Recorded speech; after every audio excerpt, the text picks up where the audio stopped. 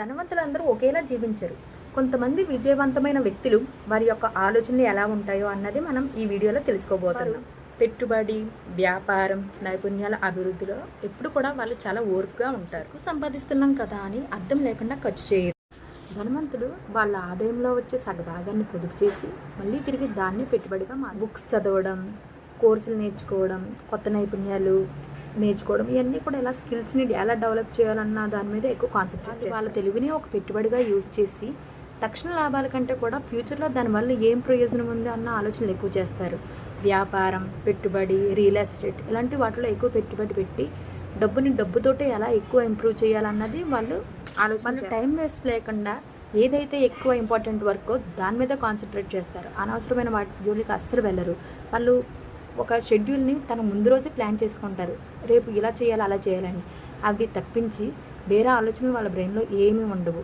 Just నేను ఎలా improve అవ్వాలన్నది మాత్రమే వాళ్ళ యొక్క జీవితం లేదా ఒకే వ్యాపారం మీద అలా ఆధారపడి ఉండరు. వాళ్ళు ఒక పక్క ఏదైనా ఉద్యోగం చేస్తూనే ఒక వ్యాపారం మొదలుపెట్టి దాన్ని ఆ వ్యాపారాన్ని 2-3 రకాలుగా ఎలా ఇంప్రూవ్ చేయాలి అన్న ఆలోచనలతోటే వాళ్ళు ఎక్కువగా ఆలోచనలు చేస్తారు. మంచి సంబంధాలను ఏర్పరచుకుంటారు. విజయవంతమైన వ్యక్తులతోటి ఎక్కువగా టైం స్పెండ్ చేయడానికి ట్రై చేస్తారు.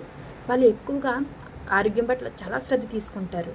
డైలీ యోగా, ఎక్సర్సైజ్, జిమ్ ఇవన్నీ చేస్తూనే ఆరోగ్యమైన ఆహారం తీసుకుంటూ కూడా సరైన నిద్రకు ప్రాధాన్యత ఇస్తారు. హెల్త్ బాగోకపోతే సంపాదించిన దాన్ని ఆస్వాదించడం కష్టం కదా అనే వాళ్ళంటే ఎలాంటి భావోద్వేగాలకి గురవ్వకుండా వాళ్ళు చేసిన ప్రణాళిక ప్రకారమే వాళ్ళు వాళ్ళ పనిని స్టార్ట్ చేస్తారు. ఇప్పుడు మీరు కూడా చేయాల్సింది ఏంటంటే మీకు వచ్చే శాలరీలో జస్ట్ 10% మాత్రం ఆదా చేయడానికి ట్రై చేయండి.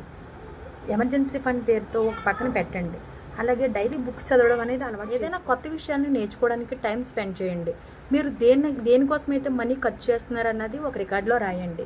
దాన్ని బట్టే మీకు తెలుస్తుంది మీరు డైలీ ఎంత యూజ్ చేస్తున్నారు, దాంట్లో అవసరమైన ఖర్చులు ఏంటి, అనవసరమైన ఖర్చులు ఏంటి. ధనవంతులు అంటే కేవలం డబ్బు సంపాదించడం వల్లనే కాదు, సంపాదించిన ధనాన్ని ఎలా యూజ్ చేయాలి, దేనికి వాడాలి, లేదా సమయాన్ని ఎలా ఉపయోగించుకోవాలని తెలిసిన వాళ్ళు కూడా ధనవంతులే. మీరు కూడా మీ స్కిల్స్ని ఎలా నేర్చుకోవాలన్న దాని మీద మీరు ఫోకస్ చేయండి. ఇది నాకు రాదు అనే దానికంటే నేను దాన్ని నేర్చుకుంటాను అన్న దాని మీద మీరు కాన్సన్ట్రేషన్ ఎక్కువ చేయండి.